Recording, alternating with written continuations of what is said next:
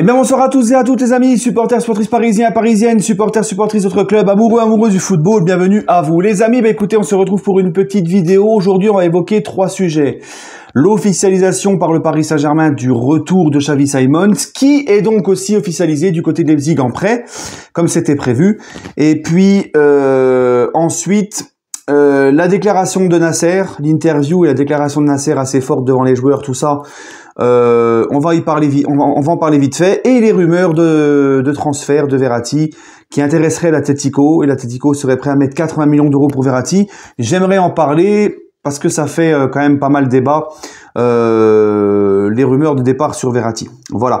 Donc premièrement, je vais commencer quand même par la déclaration de Nasser, ce qu'il a dit dans l'équipe, ce qu'il a dit devant les joueurs, à savoir que les joueurs maintenant devaient travailler à 200% d'entraînement, tout donner, que lui voulait prendre du plaisir, que personne n'était au-dessus de l'institution, même lui, que l'entraîneur a les pleins pouvoirs, donc ça c'est important, il le signifie devant tout le monde, l'entraîneur a les pleins pouvoirs, et qu'il faut aussi que les joueurs respectent les supporters, parce que les supporters sont toujours là et tout. Puis en plus de ça, ce qu'il n'a pas évoqué, mais il le sait très bien, c'est que les supporters payent très cher les places au parc. Donc voilà, moi personnellement, on tape beaucoup sur Nasser et tout, mais à juste titre. Mais aussi à juste titre, quand il fait bien les choses, on le dit.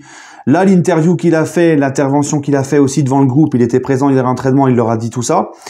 Moi, ça me plaît. C'est comme ça qu'un vrai président doit agir. C'est comme ça qu'un vrai club qui est bien structuré doit fonctionner, d'accord. Ce qu'il a dit, la ligne de conduite qu'il a donné, tout ça, c'est exactement comme ça qu'il faut procéder.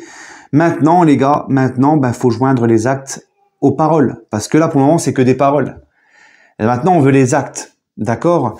Donc voilà, donc je suis content. Il y en a qui disent oui, mais Nasser, il faut qu'il se mette en retrait, c'est bon et tout. Non, là c'est un début de saison, il arrive, il fait acte de présence, il montre un petit peu les pecs, tout ça. Ça reste quand même malgré tout le président du PSG. Oui, il faut qu'il prenne ses distances avec les joueurs, tout ça, ce qu'on connaît Nasser dans le passé, trop proche des joueurs et tout. Mais quand même, il y a quand même des moments, notamment là en début de saison, où il faut parler des objectifs et que tout le monde reprend. C'est important qu'il se montre et qu'il soit là. Moi, j'ai été assez agréablement surpris de ce qu'il a dit. Enfin, il montre les pectoraux, mais encore une fois, les gars, parce qu'il y a quand même plus de choses que l'interview de l'année dernière, notamment où il dit que là, le coach, il décide de ce qu'il veut. Donc maintenant, on attend. Maintenant, une fois qu'il a dit ça, on est tous contents, ça nous plaît. On attend que les actes soient joints aux paroles. Voilà, d'accord? À la parole. Le petit Xavi Simons est désormais officiel. Le Paris Saint-Germain a officialisé le retour de Xavi Simons et également a annoncé qu'il était prêté dans la foulée donc à Leipzig pour la saison 2023-2024. Donc cette saison qui arrive. Écoutez les amis, comme je vous l'avais dit dans ma vidéo, moi j'avais du mal à croire à son prêt parce que je me disais que Xavi Simons, qui est ultra polyvalent, qui a complètement explosé au PSV, 22 buts et 9 passes décisives, toutes compétitions confondues, qui est un tout autre joueur maintenant que lorsqu'il a quitté le PSG il y a 1 an. Xavi Simons, les gars, il a complètement explosé. Il revient avec une option d'achat, il revient avec une priorité d'achat de 6 millions d'euros. C'était prévu. Il a décidé donc d'activer cette clause de rachat du Paris Saint-Germain. Encore une fois, comme j'ai dit dans ma vidéo, les promesses non tenues par le club à l'époque, malgré ça, il est quand même revenu. D'accord? Donc ça prouve qu'il a un attachement envers ce club.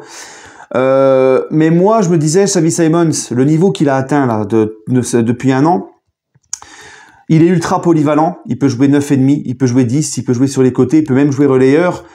Je me disais, qu'est-ce qu'il a à envier à un Soler, à un Ekitike, à un Vitinha, à un Fabian Ruiz, à un Renato Sanchez? Rien pour moi, tu vois. Donc en fait, j'avais du mal à croire à son prêt. Parce que moi, personnellement, en plus avec sa polyvalence, je me disais qu'il y avait vraiment moyen de lui faire grappiller du temps de jeu cette saison. Mais on l'a quand même prêté. Je pense que c'était une des conditions pour qu'il revienne. Voilà. Lui, là, il s'est dit, j'ai pas envie de griller les étapes. J'ai envie encore de me performer, d'exploser encore plus. Là, en plus, il va rejoindre un championnat, la Bundesliga, sans manquer de respect au championnat des Pays-Bas, mais qui est quand même supérieur à l'Eredivisie, le championnat des Pays-Bas. Leipzig a la réputation d'être un club qui sait bien entourer les jeunes et les faire progresser.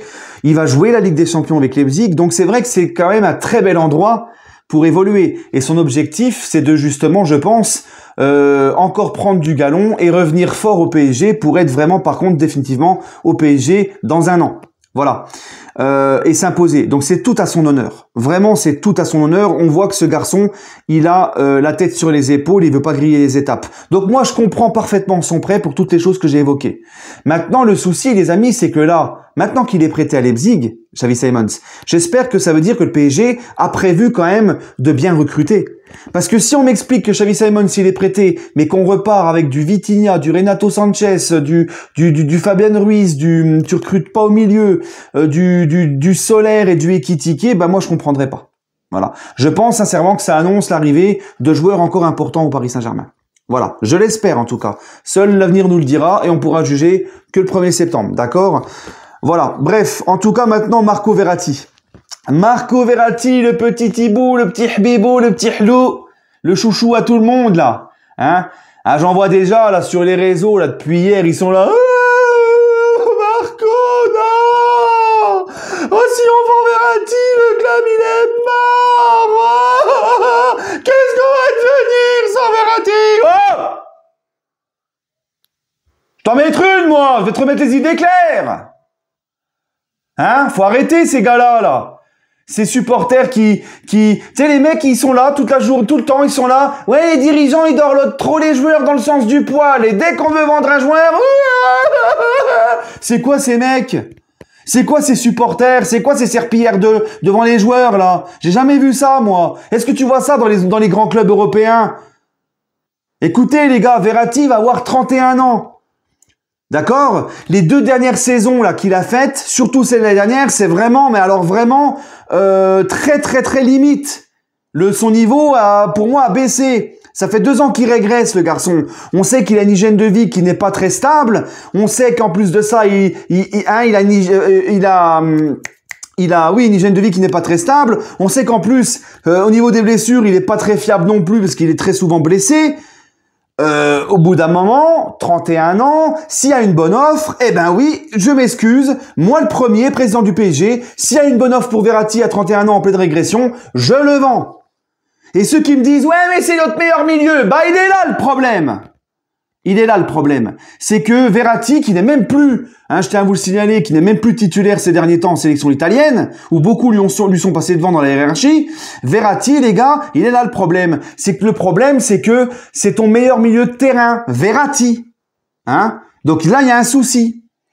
Donc moi, les gars, si Verratti il part en cas de bonne offre, mais il faut sauter cette occasion, surtout qu'en plus le PSG a quand même besoin de vendre, le fair play financier, il guette encore. Si on a un moyen de faire une bonne vente sur Verratti, mais il faut pas hésiter une seule seconde. Par contre, oui, il faudra recruter 1 voire 2 gros milieux de terrain.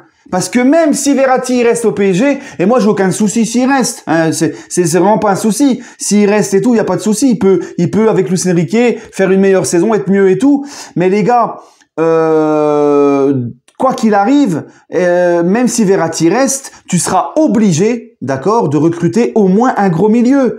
Parce que si Verratti il reste au PSG et que tu ne recrutes que Ugarte en milieu de terrain, que moi j'aime beaucoup Ugarte, mais c'est encore un jeune qui doit encore, progresser. C'est pas le mec, c'est pas la grosse référence à son poste pour le moment pour aller gagner une Ligue des Champions. C'est un petit jeune qu'il faut faire progresser, voilà. Donc moi quand je parle de milieu, c'est vraiment milieu de classe mondiale qui a des références en Ligue des Champions, qui fait partie des tops à son poste. Donc si Verratti reste et que tu ne recrutes que le petit Ugarte, ben moi je te dis il y a un problème. Il y a un problème parce que l'homme fort de ton milieu, ça sera encore Verratti, qui régresse, qui a 31 balais, hygiène de vie pourrie, et qui n'est pas fiable au niveau de ses blessures. Donc ça, on serait encore dans le même problème. Donc voilà. Donc, qu'on vende ou pas Verratti, il va falloir recruter au milieu de toute façon. Mais si demain il y a une grosse offre, encore une fois de l'Atlético, mais Verratti, c'est bon part. Mais il faut que le PSG aille chercher du lourd derrière. J'ai vu que le Bayern ne retiendrait pas Kimmich. Barella, tu peux le sortir de l'Inter.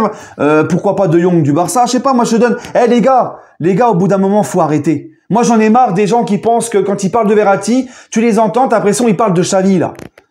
Les gars, on peut faire une liste très longue de tous les milieux de terrain qui apporteraient plus au PSG que Verratti.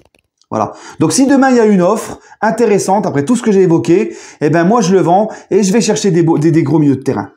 Par contre, si tu m'expliques que le PSG le vend et ne le remplace par un milieu de terrain quelconque, non, là, je suis pas d'accord. D'accord, hein? Et ceux qui pensent que le club serait mort sans Verratti, au bout d'un moment, on a fait finale de Ligue des Champions, il n'était pas là, il était forfait. On a été sans lui en finale. Il a fait partie de la remontada, il était là. Il était là lors de Manchester, le PSG Manchester au parc quand on se fait sortir. Il était là en 2018 quand le Real nous sort. Il était là en 2021 quand City nous sort en demi-finale de Ligue des Champions, il n'a pas vu le jour. Il était là en 2022 quand le Real nous sort et le craquage à Bernabéu là. Il était là l'année dernière contre le Bayern les 2 matchs. Hein, si je ne dis pas de bêtises, tous ces matchs-là, il était là. Donc, hein, il fait aussi partie des mecs de la loose au Paris Saint-Germain, Verratti. Hein, c'est pas lui qui t'a sauvé de la merde ou quoi que ce soit. Donc, arrêtez de me faire croire que si ce mec-là, il part, c'est terminé, on n'est plus rien, c'est tout. Les gars, au bout d'un moment, encore une fois, s'il part, moi j'ai rien contre, mais s'il part, les gars, il faudra quand même bien le remplacer. Il faudra, même s'il reste, il faudra quand même, coûte que coûte, ramener du lourd au milieu. Voilà. Donc, encore plus s'il part. Bref, allez les amis, je sais pas si j'ai été clair, mais arrêtez de vous attacher aux joueurs, il y en a ras-le-bol. Hein, allez, les Verratti, tous les joueurs que vous aimez bien, les Verratti, les machins, faut les faire signer jusqu'à 50 balais les mecs. Il faut les laisser, au bout d'un moment, c'est bon. Bref, allez, prenez soin de vous les amis, dites-moi en commentaire de ce que vous pensez de tout ça, prenez soin de vous et allez Paris.